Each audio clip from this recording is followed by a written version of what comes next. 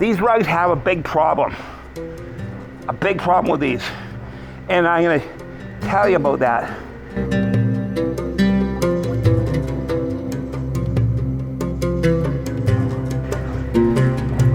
Okay, this is exciting because this is one of the filthiest rugs we've ever had in here. This came out of the lady's kitchen. It's a wool rug, and it's dirty, it is filthy, it is stinky, it's disgusting. And I'm gonna make this rug look absolutely fantastic. The client that owns it is gonna love this rug. This rug actually was in a kitchen setting for decades, according to the young lady. A young lady brought it in. She inherited this from her grandmother.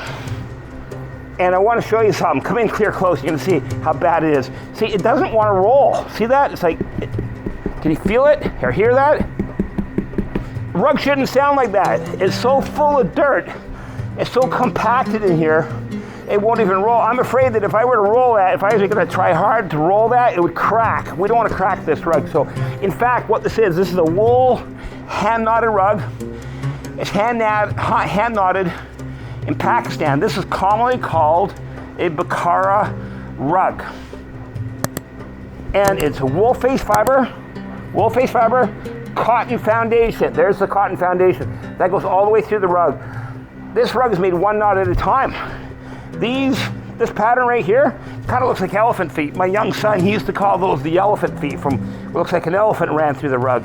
This is a very typical Pakistani pattern. Remember, it's called a Bukhara, and this actually design is called a gull.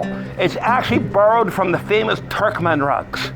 It's not a Turkmen, it's a hand-knotted Bukhara rug. So beautiful rug, and we're gonna transform it, and when we're finished, the client's gonna love it again. I wanna tell you one more thing too.